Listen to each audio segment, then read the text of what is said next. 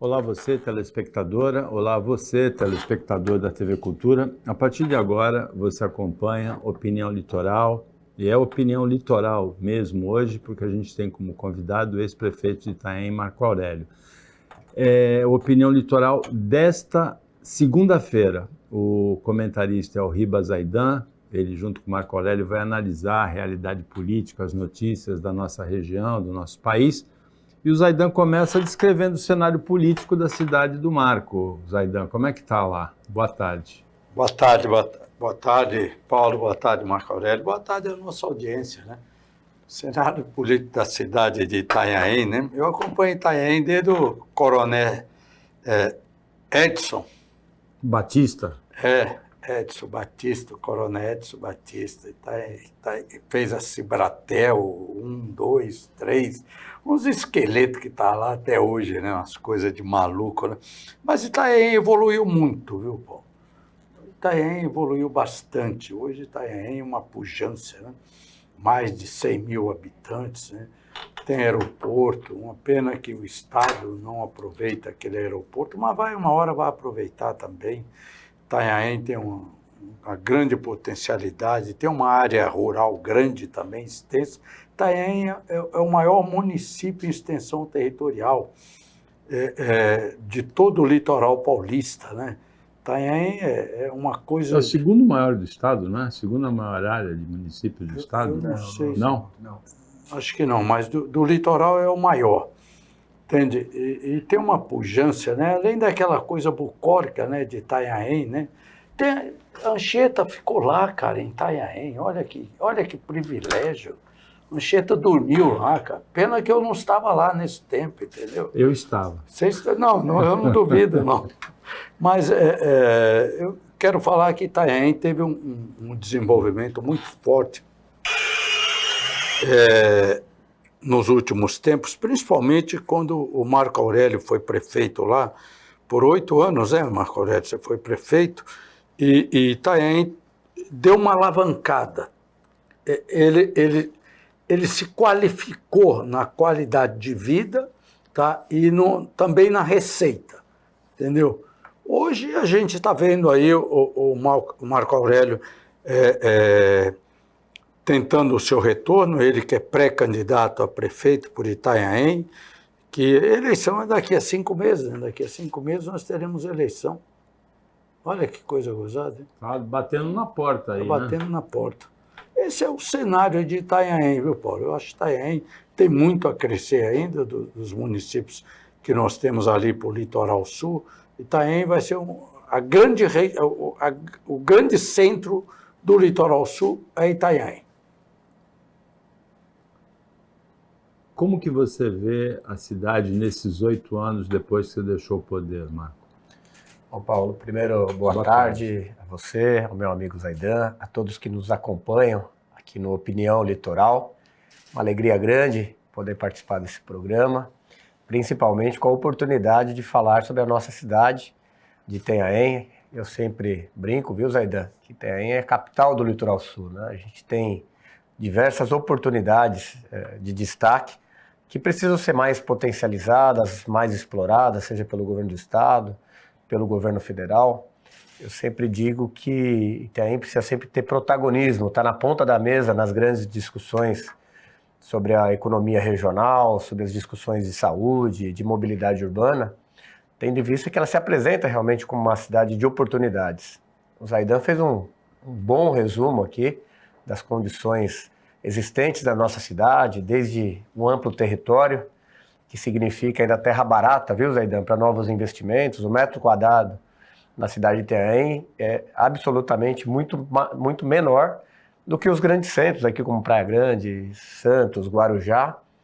Temos boas estradas, ou seja, uma mobilidade importante, né, para o deslocamento das pessoas. Temos um aeroporto, no qual eu briguei muito nos meus 8 anos de mandato para que a gente estabelecesse como aeroporto metropolitano, e nós tivemos êxito, um ano antes do fim da nossa gestão, de incluí-lo naquele programa de voos regionais do governo do estado de São Paulo, levando para lá os primeiros voos comerciais da sua história. Nós tivemos lá a Azul operando voos diários de Congonhas para o nosso litoral sul, que depois foram suspensos pela pandemia e a discussão não mais retornou.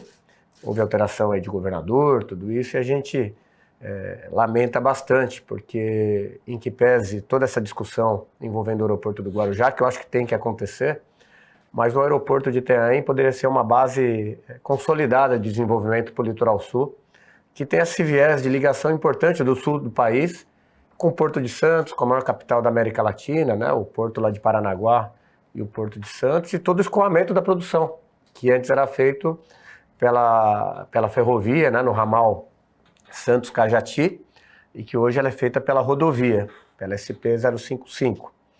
Então, Paulo, respondendo aqui objetivamente, eu estou há 3 anos, né, fora do governo, e a gente, quando deixa 8 anos de mandato, a gente passa a ser telespectador, observador. É essa observação que eu queria saber de você. Exatamente. E eu acho que Itanhaém vem perdendo o seu protagonismo. A gente procurou sempre colocar Itanhaém na ponta da mesa, no governo do estado, no governo federal, nos consórcios regionais, para que se colocasse como opção de crescimento. E a gente percebe hoje que essas oportunidades estão se perdendo, né? A gente tem conversado muito com a população, com as lideranças partidárias, e o sentimento do povo de Itanhaém é de que Itanhaém parou. Não perdeu velocidade, realmente parou. Então a gente começa a observar problemas de toda ordem, problemas na educação, problemas na saúde, falta de emprego e falta de liderança. Eu, quando estive à frente da cidade, eu sempre me coloquei à disposição dos grandes consórcios. O Condesb nós tivemos a oportunidade de presidir, o Consaúde e o Codivar, que são consórcios que envolvem as cidades do Vale do Ribeira e Litoral Sul, e que nos colocavam na mesa do governo do estado, principalmente, para a gente levar essas demandas que fazem com que Itanhaém pudesse evoluir cada vez mais. Então, o cenário hoje, Paulo, respondendo aqui objetivamente, ele é preocupante, né? A gente percebe que, inclusive, os serviços essenciais já começam a apresentar problemas na cidade, e aí que surgiu, então, a nossa disposição de colocar o nome à disposição da população de Itanhaém para falar um pouquinho do futuro. Na verdade, Itanhaém é o segundo maior município em área territorial do litoral. O primeiro é Iguape, que é o maior município do estado. Isso. O segundo é Itanhaém no litoral. Entre as cidades do estado, eu consultei aqui, Itanhaém é a 125ª. Está entre as... Tem muito município grande no interior, maior, né? Na quarta parte maior. É a única atividade, a única do litoral, talvez, não no Vale do Ribeira, né? Mas no litoral sul, no litoral norte, Itanhaém é a única em que a atividade rural é importante na cidade, não é? Nós fizemos um trabalho de fortalecimento da agricultura familiar fantástico, Paulo. Ganhamos 2 prêmios Prefeito Empreendedor, que é feito pelo Sebrae, prêmios por a inclusão do pescado na merenda local das crianças, e a gente conseguiu estimular, então, a produção agrícola na cidade de uma forma bastante efetiva, né? Os prêmios são reconhecimento daquilo que foi feito na cidade. Itanhaém tem 300 km² de área de preservação da Mata Atlântica e os outros 300 de atividade que a gente explora, principalmente a atividade comercial, mas conseguimos envolver os agricultores da cidade nesse processo de desenvolvimento econômico. Criamos lá um banco de alimentos que faz aquisição dos agricultores locais dos alimentos para fornecimento a pessoas com vulnerabilidade, as entidades sociais. Criamos a nossa Feira do Agricultor, que funciona no estacionamento do Paço, todos os sábados, para que os agricultores possam oferecer seus produtos, não só aos moradores, mas ao turista. Está na quadra da praia, da orla da praia, então acaba sendo um atrativo lá para a cidade. Os pescadores, da mesma forma, aquisição dos alimentos para merenda escolar. Então houve um envolvimento comercial em todos os setores. O nosso viés, naturalmente, aqui da Baixada Santista é a atividade turística, né? Precisamos sempre estar investindo nisso para que a cidade tenha avanços significativos, mas não podemos deixar de lado ou esquecermos dessa produção agrícola que é fundamental na cidade. Zaidan, Itanhaém também é o berço de um dos primeiros ambientalistas brasileiros, né? O Ernesto Zuarghi, e a cidade tem uma marca da ação de preservação ambiental do pessoal que cercava o Ernesto Zuarghi, não é? Sim, eu estava observando aqui o Marco Aurélio, ainda é viável, ainda está viável você adquirir imóveis em Itanhaém. Eu lembro de Santos, Paulo. Santos era o grande A referência, né? Aí depois as pessoas trabalhavam em Santos, mas não podiam morar em Santos, que era muito caro. Aí foram para Praia Grande. Aí Praia Grande começou a se desenvolver. Hoje Praia Grande também está caro o metro. Aí as pessoas foram para Mongaguá. Trabalham em Praia Grande, mas não pode morar em Praia Grande. Então vamos para Mongaguá. Aí daqui a pouco está Itanhaém, vai chegando assim, sabe? O que o Marco colocou é fundamental nisso daí. A infraestrutura do município. Proporcionar, sabe? Itanhaém, como ele falou, metade do seu município é de área de preservação. É a área de Mata Atlântica, deve fazer parte do Parque Estadual da Serra do Mar, entendeu? Como é também os outros. Betioga, hoje, 85% do município de Betioga é área de preservação. Você não pode tocar em nada lá. E desses 15 ainda tem zona, dentro da zona urbana, que também você não pode tocar em nada. Entendeu? Então sobra aí uns 10% aí para você desenvolver. Mas é fundamental isso que o Marco Aurélio colocou, né? A preparação do município para que as pessoas possam morar, viver e trabalhar. O Paulo fez um comentário aqui interessante sobre o Ernesto Zuardi. Ele é uma referência ambiental No Brasil, no né? Brasil. Aliás, Paulo, um dado interessante, a primeira sentença ambiental do Brasil foi numa ação popular promovida pelo Ernesto Zuardi. Na questão da usina, né? Da Em Juré e Jureia. Tatins, né? Exatamente. Então, é um legado importante, né? A preservação ambiental, ela é fundamental para que a gente tenha qualidade de vida, mas eu sempre digo, Zaidan, que na vida, mas na gestão pública principalmente, há necessidade de haver equilíbrio. Então, o desenvolvimento tem que caminhar nos mesmos passos que a preservação do meio ambiente. E Itanhaém, como tem essa extensão territorial enorme, Paulo, ela oportuniza essas condições aos empreendedores e investidores, né? A gente tem área que você pode fazer a compensação ambiental, a preservação, mas também oferece diversas outras áreas, glebas, que possam ser transformadas em grandes empreendimentos, seja de condomínios residenciais, de novos prédios. Aliás, uma discussão importante na cidade é a revisão da lei de edificações, que está aí patinando também, mas eu sempre defendo Itanhaém realmente como uma cidade que pode oportunizar um grande crescimento, não só para a população, Zaidan, mas fundamentalmente para o nosso litoral sul, para a nossa Baixada Santista. O Opinião Litoral volta depois do intervalo. Fica com a gente que é bem rapidinho.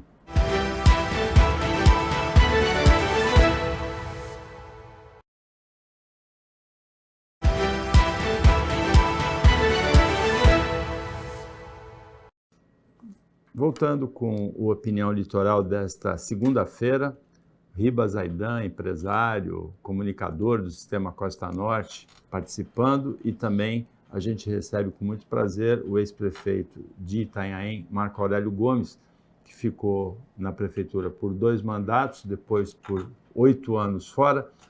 Dá para amadurecer? Como é que é você ter exercido o poder e depois ficar afastado no nível pessoal? Porque a pessoa que exerce o poder, ela é muito paparicada por todo mundo, ela tem, como se fala, caneta na mão, né? E depois que se afasta, diz que já no final até o café vem frio. É assim mesmo, Marco? Olha, Paulo, eu posso dizer que eu fui privilegiado, né? Uma relação muito boa com a população, com a classe política. E mais do que isso, quando encerrou o meu segundo mandato, eu fui convidado a trabalhar no Palácio dos Bandeirantes e coordenei um grande programa de desenvolvimento lá no Vale do Ribeira, que é o Vale do Futuro. São investimentos nunca vistos antes na região lá do Vale, seja na mobilidade, na saúde, na recuperação de estradas, no turismo. Então eu peregrinei, vamos dizer assim, por um ano e meio praticamente. Era o Alckmin o governador, né? Não, era o João Dória. O João Dória já? João Dória. Então foi um tempo depois, né? O João Dória assume o governo do estado em 2018. 18. Eu encerrei meu mandato em 2020. Em Não, março... 2016, né? Não, eu encerrei em 2020 o meu mandato. 2020? Foram 2, 2013 a 2016. Em janeiro de 2019, né? Então você foi imediatamente para o João Dória? Você ficou 4 anos fora do poder, então, só, né? Estamos no 4º ano agora. 4º ano agora. Isso, esse mandato, não? Eu falei 8, mas na verdade são 4. São né? 4. Mas o efeito é igual, né? Então, eu como tive esse convite, fiquei quase 2 anos no Palácio dos Bandeirantes, coordenando esse programa de desenvolvimento do Vale do Ribeira, e a gente sempre que podia dava uma puxadinha também para trazer investimentos para o Litoral Sul. Que é ali vizinho, né? É vizinho, a gente tinha um bom relacionamento no estado. Depois, logo na sequência, no início do ano passado, eu fui desenvolver uma atividade profissional também na cidade de Registro, me desliguei há pouco tempo de lá. Então eu ficava permanecia em Itaém alguns dias à noite e no final de semana. E aí era o momento que a gente falava com a população, observava o que vinha acontecendo na cidade. E agora nós estamos no ano de 2024 full time, como a gente fala, lá em Itaém. Acho que é natural, né? A gente sente saudade. Quando a gente faz o que gosta, Paulo, a gente não trabalha nunca, não é isso? Então eu sinto muita falta, porque eu gostava da atividade política, da gestão pública. A nossa equipe de governo se surpreendia porque eu estudava junto com eles os problemas, as soluções, opinava, não era só decidir, mas a gente opinava bastante nas frentes necessárias para a qualidade de vida da população. Mas, respondendo aí a sua pergunta, a gente sente falta, claro, tá na rua, tem o saudosismo, as pessoas que acabam comparando como era a nossa gestão, como está acontecendo hoje, a saudade dos grandes eventos que aconteciam na nossa época. Nós tínhamos lá o rodeio, o festival de inverno, e hoje a gente vê a população bastante preocupada, né, tendo que se deslocar para cidades vizinhas aí para o turismo, para o lazer, enfim, até para a saúde, a gente vê as pessoas deixando um pouco a cidade. Mas, como é um ano eleitoral, a atividade ela é permanente, a gente não tem muito tempo para pensar no passado. A gente está de cabeça aí pensando em soluções para o futuro, viu, Paulo? Itanhaém, Zaidan, recebeu, no período do Marco Aurélio, investimentos de grandes redes de lojas brasileiras, né? Tanto no campo da alimentação, como no campo do vestuário, não foi? Quando você sente a firmeza de um governo, né? Que um governo é sério, te dá segurança jurídica, te dá segurança para você investir, te dá infraestrutura, as grandes lojas vão para lá. Isso acontece com um município que te proporciona isso, seja Itanhaém, seja outro. Na época do Marco Aurélio, o Marco Aurélio deu essa segurança jurídica para essas grandes lojas, essas grandes marcas, venham para cá que aqui vocês estão seguros. Cria uma política de incentivo para que as empresas se transfiram para lá. É uma cidade, ela acaba também sendo uma cidade de passagem ali, né? Rodeada ali por Mongaguá e Peruíbe, mas quem vai para o Vale do Ribeira passa dentro de Itanhaém praticamente, né? Dividido ali pela rodovia. E acontece isso, o desenvolvimento ele vem, as pessoas, o empresário ele precisa sentir segurança para que se invista naquela localidade, no município. Essa é a verdade. Mas eu queria perguntar uma coisa. Marco Aurélio, você quando saiu de lá, você indicou o seu vice para te substituir. Você teve um retorno quando você foi candidato a deputado estadual em 2022? Olha, Zaidan, a gente acreditava muito na importância de ter um representante na Assembleia Legislativa da nossa região. Eu entendo que seria importante a reforma política, né, a criação dos distritos, mas não aconteceu e nós aceitamos esse desafio. Naturalmente, uma campanha de deputado não é uma campanha local, você não se elege dentro do seu município e você precisa circular no Vale do Ribeira, na capital, na Baixada Santista. E eu, particularmente, né, a gestão lá até sinalizou apoio à nossa candidatura, mas a gente não sentiu aquela garra, aquela vontade realmente de fazer do candidato da cidade um representante na Assembleia. Porque, naturalmente, se a gente pega as grandes lideranças da cidade com firmeza, que olhem para você e falam, Marco, vai fazer campanha que aqui na nossa cidade a gente vai cuidar e você vai ter uma votação muito maior do que aquela esperada, eu acho que a gente teria um resultado ainda melhor. Quantos eleitores tem em Itanhaém? Itanhaém tem 85 mil eleitores. E quantos votos você teve? Eu tive em Itanhaém 13 mil votos. 25% da votação. Você esperava uns 40 mil? Não, porque você tem lá os 30% que não votam. Em votos válidos a gente tem cerca de 50 mil votos. Então a gente esperava entre 20 e 25 mil votos. Era o nosso planejamento. E no finalzinho da campanha, observando que a coisa não estava pegando, a gente deixou de fazer a campanha fora da cidade e me dediquei a Itanhaém. Uma campanha de deputado é diferente de uma candidatura de prefeito, né, Paulo? Porque tem os votos aí de segmentos, né, das pessoas com deficiência, das pessoas protetoras dos animais, dos militares, dos professores, ou seja, é um número muito grande de candidatos que colocam o nome à disposição e acabam cada um tendo um pouco de voto. Pulveriza, né? Pulveriza mais do que uma eleição municipal. Mas eu admito aqui que eu tive uma mágoa bastante grande pela condução dos nossos trabalhos assim na cidade. De qualquer maneira, nós tivemos outros 2 candidatos de Itanhaém também. Eu tive 25% dos votos, um acho que teve 4 ou 5% e o outro parecido também. A gente conseguiu fazer um debate, eu acho que toda candidatura você vai às ruas, conversa com o eleitor, conversa com a população e sai o debate. E foi ali que a gente começou a criar essa sensibilidade de que a cidade estava realmente precisando de ajuda, precisando de liderança. E aí a gente começou a procurar um pouco também o segmento político para ouvir mais sobre Itanhaém. E é uma pena, viu, Paulo, que o Marco Aurélio não tenha conseguido se eleger deputado estadual, porque acabou se perdendo uma grande representatividade ali para o litoral sul. Você não tem um representante, não tem nada, cara. Mas você veja, Zaidan, que o Samuel Moreira, no Vale do Ribeira, teve várias eleições seguidas, depois de registro, várias eleições seguidas para deputado. Federal. E, do outro lado, Alberto Mourão também, todas as vezes em que se candidatou a ser... Mas do litoral sul faz muito tempo que não tem um representante. Muito. Já teve algum? Eu não me recordo de ninguém. Eu também não lembro de nenhum. Na Assembleia Legislativa, eu nem não me federal. Lembro. Mas, Paulo, sabe uma coisa que é importante destacar? Quando acabou a eleição, você vai lá fazer uma avaliação, né, onde acertou, onde errou. E você tem um reduto eleitoral com pouco eleitor, ele te atrapalha bastante. Eu vou explicar por quê. O Paulo Alexandre, aqui em Santos, na candidatura a deputado federal, ele teve 25 ponto alguma coisa por cento dos votos dos eleitores. Mais de 60 mil votos. Eu tive os mesmos 25% dos votos dos eleitores de Itanhaém. Só que representa uma quantidade de votos muito baixa, né? Nós ficamos lá com 13 mil votos. Por isso da importância da reforma política. Tem 4 vezes mais eleitores, né? Pois é.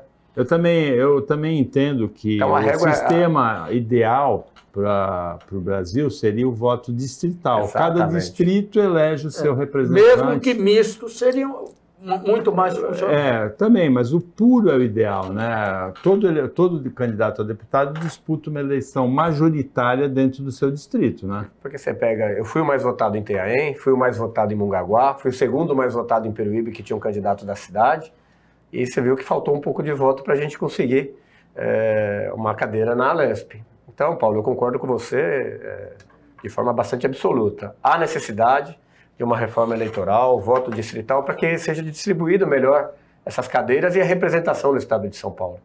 Zaidan, na semana passada, quando se comentou aqui no Opinião que o Congresso começa a discutir a emenda de eliminação da reeleição e talvez mandatos de 5 anos, justamente o nosso comentário foi esse, de que esse não é o assunto mais importante.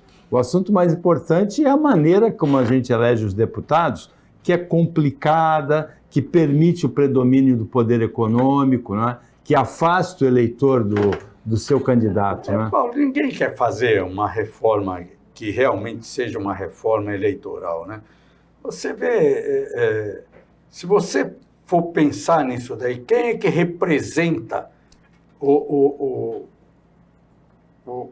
político? Ele é representado por quem? Pela quantidade de votos que ele tem, né?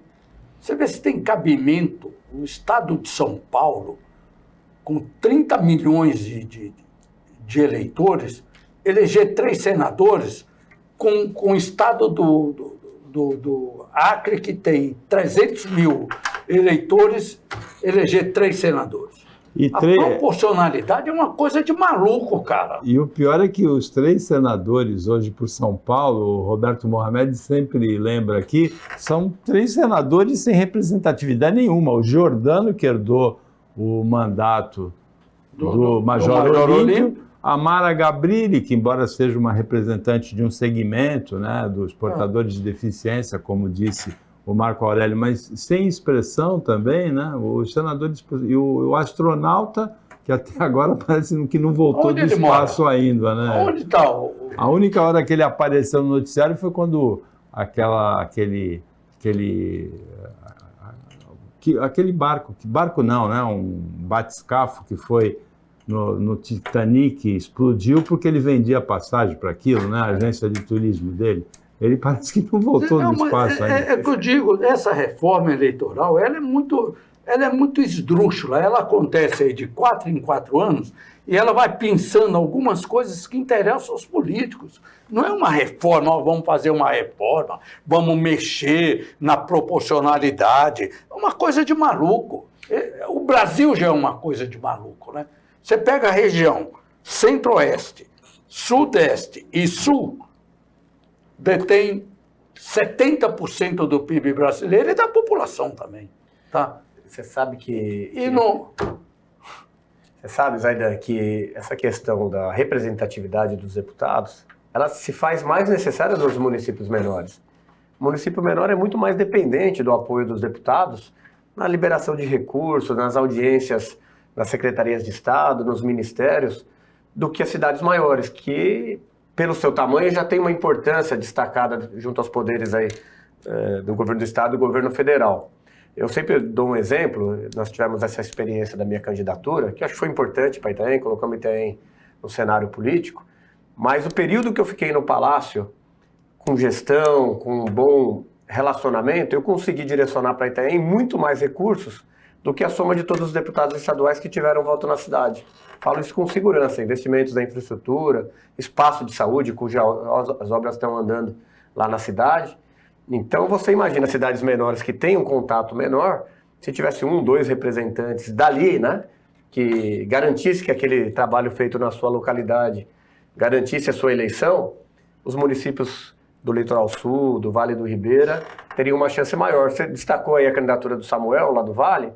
Ele sempre foi muito bem votado lá, mas ele tinha sido subprefeito em São Miguel Paulista, ou seja, ele ampliou para a capital o seu eleitorado. E aí conseguiu ganhar a eleição e no mandato conseguiu fazer o seu trabalho. E aí se mostra uma discrepância que o Zaidan apontou. Porque no Brasil, os deputados eles têm muito poder atualmente de direcionar verbas. Dos 10% do orçamento federal que vão para investimentos, 15% são de emendas impositivas. Para a gente ter uma ideia, nos Estados Unidos esse valor é de 4%, na França é de 0,5%. O deputado brasileiro, isso no Nordeste, no Norte, onde se elege com menor número de votos, onde cidades menores do que Itanhaém elegem deputados, fazem com que eles se eternizem nos cargos. São 594 deputados e senadores, né? Cara, é 100 milhões de emendas por ano para cada um, se você for dividir. 100 milhões de...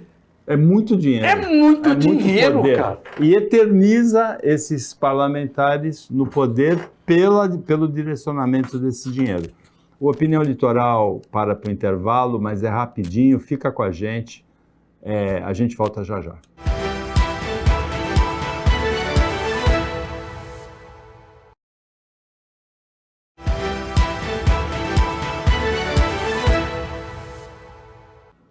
Voltando com o Opinião Litoral, agora é o último bloco dessa segunda-feira, participa, a gente recebe como convidado o ex-prefeito de Itanhaém, pré-candidato a prefeito nessa eleição de 2024, Marco Aurélio Gomes. A gente tem também participando como comentarista o comunicador, o empresário, o engenheiro Ribas Zaidan.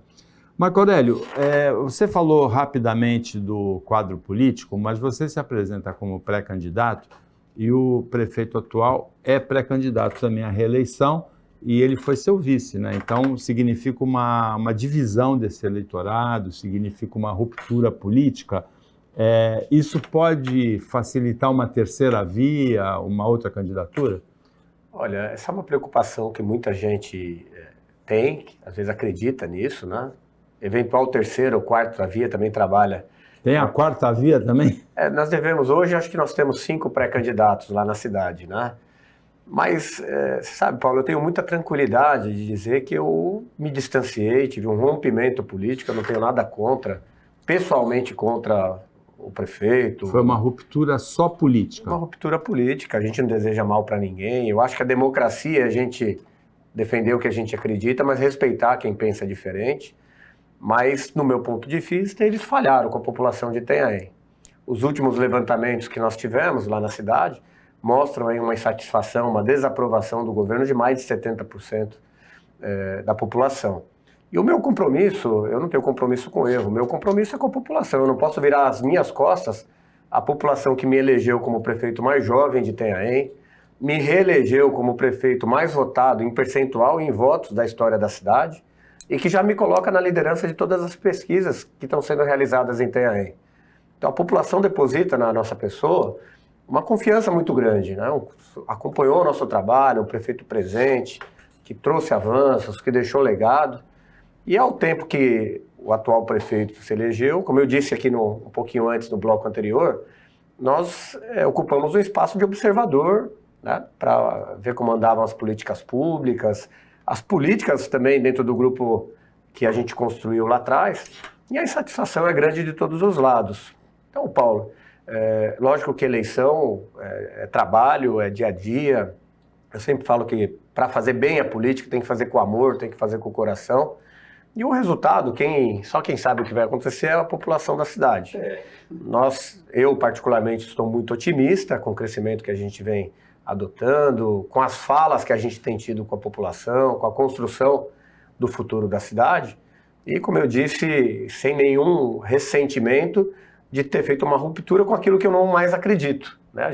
A população deu a chance, nós ajudamos a colocar a atual gestão nessa posição, com a confiança do povo, mas a gente percebe dia após dia que a população está desgastada, está triste, com a estima lá embaixo, e aí não pode ficar assim, nós temos que trabalhar para resgatar tudo isso. Uma vez um ex-prefeito de Santos, que elegeu, não vou falar o nome, ele elegeu o sucessor dele, e eu vi perguntarem para ele assim, quando que você sentiu que ele se afastou de você? Ele falou, quando acabou a apuração. Ou seja, antes do prefeito seguinte tomar posse, eu não vou falar o nome, mas acho que as pessoas sabem quem foi. Eu sei que é. Ele já sentiu que já tinha se afastado. Você sentiu isso também do Thiago Cervantes? Não. Acabou a apuração e já se afastou de você? Eu ia te perguntar aí, você está falando de Santos ou Itanhaém? Santos. Que Itanhaém foi a mesma Em coisa? Santos em Itanhaém foi igual? Assim, a gente respeita, eu nunca quis interferir no governo do prefeito. Mas quando acabou a apuração, ele já passou por você já não te cumprimentou, não? Eu procurei até facilitar as coisas, eu fui trabalhar fora, fiquei quase 2 anos no Palácio, depois atividade no Vale do Ribeira, mas eu percebi realmente que a nossa presença incomodava, né? Não sei se porque sempre com uma boa avaliação, mas... Ô Marco Aurélio, você está no PL, né? Mas você tem um arco de aliança de partidos aí. Hoje nós já estamos aí acordados com 6 partidos, né? O PL, o PSDB, o PP, o Democratas Cristão, né? O DC, o Agir e me fugiu agora o 6º. PSD? O PSD não, o PSD é o partido do atual prefeito. E o PRD, tinha me fugido aqui. Então são 6 partidos que já compõem a nossa base política, né? Nos próximos dias devemos anunciar a chegada de mais 1 ou 2 partidos com bastante representatividade, que a gente está conversando aí, um bom formato de fazer isso. E eu acho que isso é suficiente, viu, Zaidan? Lá são 10 vereadores, né? Lá são 10 vereadores. Então, agora, Marco, 11 em cada torre, né? 11 em cada torre, né? 100% mais 1. Você... 30% do sexo oposto, né? Você estava falando, né, que eu costumo falar que decidir é comparar, né? A população vai comparar para decidir, né? O que ela vai querer. Aliás, a minha caminhada que eu tenho feito pela cidade, eu tenho feito bastante isso, né? Como a gente deixou e como ela está hoje. Um outro ex-prefeito de Santos falava isso, né? Decidir é comparar. Agora, o Zaidan falou que uma grande empresa, quando sente firmeza na condução de uma cidade, vai se estabelecer lá. Por curiosidade, como é a negociação? Porque passa pela prefeitura, né? Do estabelecimento dessas grandes redes que foram para Itanhaém na sua época. Olha, eu concordo. Você teve conversas pessoais com os empresários? Eu acredito, Paulo, que essas grandes empresas, em primeiro lugar, fazem pesquisa de mercado. Sim. Tá? Vão lá, verifica as condições da cidade. Em segundo plano, ou talvez concomitantemente, Ela observa quais... Tem algumas que fazem pesquisa de mercado, por exemplo, o McDonald's. A outra aproveita a pesquisa de mercado, que era a Subway, né? O McDonald's abre uma loja, a Subway vai atrás, né? E, naturalmente, eles observam o índice de satisfação da população, do empresário, do investidor, porque quando a cidade caminha bem, as pessoas investem, seja o morador também, o comerciante da própria cidade. A economia é uma questão de confiança, né? É uma questão totalmente de confiança. E nós recebemos grandes franquias ao longo dos nossos anos, né? Gerou emprego, trouxe estabilidade econômica para a cidade, a estima da população também, que antes se deslocava para cidades vizinhas para comer o McDonald's, por exemplo. Parece uma coisa tão simples, mas quando nós não tínhamos, às vezes tinha que pegar os filhos, ia passear para comer o McDonald's porque as crianças não tinham na nossa cidade. E você tocou num ponto importante. A franquia aí depende do empresário, geralmente da cidade, não é? Eu acredito que sim, porque ele busca novos rendimentos. Respondendo a sua primeira pergunta, os investidores vão até a prefeitura, naturalmente, para entender a burocracia da aprovação do projeto, quais os investimentos que o governo ainda tem planejado para a região que ele está se instalando, se vai ter mais infraestrutura, se vai ter uma avenida nova, se a iluminação vai ser expandida. Então a gente sempre, costumeiramente, a gente recebia esses novos investidores sob esse aspecto. Primeiro para anunciar que tinha interesse na cidade, mas em conjunto para saber quais investimentos iam acontecer, se teríamos uma temporada aquecida, com grandes eventos, com shows. Duas questões fundamentais, Paulo, não só para o investidor, mas para quem procura a nossa região para morar, é a questão da segurança pública e da saúde, porque se você não tiver os equipamentos de saúde funcionando no município, muita gente deixa de ir para lá, porque é urgência e emergência ali, não dá tempo de você pegar o carro e correr para um outro centro de outra cidade para buscar auxílio médico. Então, nós procuramos na nossa época, entregamos diversos equipamentos de saúde, recebemos em parceria com o Estado o nosso hospital regional, que triplicou a capacidade de atendimento. Armamos a guarda da cidade, Paulo, que foi uma coisa inédita. Demos início ao monitoramento por câmeras de segurança, que não existia, com monitoramento permanente, 24 horas nos centros comerciais, na orla da praia. Então, segurança, saúde funcionando, uma cidade cuja administração está caminhando para frente. Governador também, da mesma forma, a cidade está indo bem, ele olha com mais carinho para investir mais. Eu falava, acho que aqui antes de começar a entrevista, sobre o aeroporto de Itanhaém também. A gente brigou 7 anos. Chegou a ter uma movimentação muito forte do pessoal da Petrobras, né? Nós tivemos 2 bons momentos em Itanhaém. O primeiro, as operações offshore da Petrobras, que colocou Itanhaém como o 5º aeroporto do estado em voos e decolagens. Voos diários, uma movimentação interessante da cidade com engenheiros, profissionais da Petrobras. Helicópteros, né? Helicópteros. A Petrobras construiu um terminal... voo, terra-plataforma, principalmente, né? E a herança foi positiva, porque a Petrobras construiu um terminal de passageiros para sua utilização no período que esteve lá, para 2.000 passageiros dia, que foi em cima dessa estrutura que nós iniciamos as negociações com o governo do estado para a inclusão do aeroporto de Itanhaém no plano de voos regionais. E tivemos os primeiros voos comerciais em Itanhaém, Congonhas, Itanhaém, Congonhas, diariamente. Tivemos uma experiência importante, era provisório por 3 meses, estendeu por 6, aí veio a pandemia, Paulo. Aí com a pandemia o assunto não foi retomado, o aeroporto está lá abandonado, a discussão se voltou para o aeroporto do Guarujá, que a gente respeita, mas como eu disse aqui anteriormente, nós temos muita capacidade no nosso uma aeroporto. coisa não anula a outra, né? O aeroporto Exatamente. do Guarujá, o aeroporto de Itanhaém. Eu acho que Itanhaém está muito mais preparado hoje de infraestrutura do que a base aérea de Santos, aí onde vai ser o aeroporto de Guarujá. E com essa retomada que o Tarcísio está fazendo aí regionalmente de incentivar os aeroportos, caso você seja eleito, você vai se empenhar nisso? Eu assisti uma pergunta que fizeram ao Tarcísio essa semana que eu fiquei bastante entusiasmado. Fizeram uma pergunta sobre a possibilidade desse trem intracidades que vai ligar São Paulo a Campinas, dele fazer o escoamento também aqui para o Porto de Santos. E o governador fez uma justificativa técnica, que a inclinação da serra aqui na Imigrantes inviabilizaria o projeto, mas lembrou do antigo projeto de ligação Parelheiros e Itanhaém, onde a curvatura seria, num primeiro momento, numa primeira análise, suficiente para a implantação desse trem descendo em Itanhaém e ligando no ramal Cajati-Santos, Então você poderia fazer um triângulo São Paulo, Itanhaém Esse é um grande e São projeto. Paulo. Isso é um Grande grande projeto projeto. que tem que estar na nossa pauta como prioridade, Zaidan.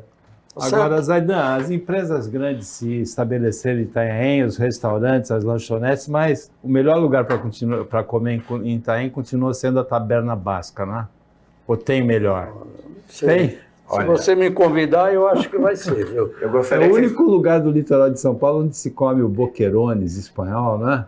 lá o seu André. Eu não fui lá ainda, viu, cara? Lá. Lá é um grande restaurante tradicional, mais de 30 anos, mais de 40 anos, instalado no mesmo local, os funcionários... O Marco Aurélio de casa, convida a mas- gente, hein, Paulo? Não, vocês estão convidados, mas precisa ir mais de um dia, porque nós temos diversos bons restaurantes em Itanhaém hoje. Ele não pode dizer que esse é o melhor. Eu posso, né? Mas nós fizemos Eu um não sou investimento no candidato. turismo lá, Paulo, revitalizando e construindo a nossa orla da praia.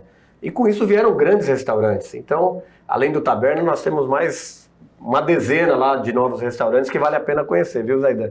E é por minha conta, tá? Opa, vamos lá. Esse que o Paulo sugeriu. O Zaidan é guloso, hein? É mesmo? Eu não, como pouco. eu como pouco, agora o Zaidan é guloso.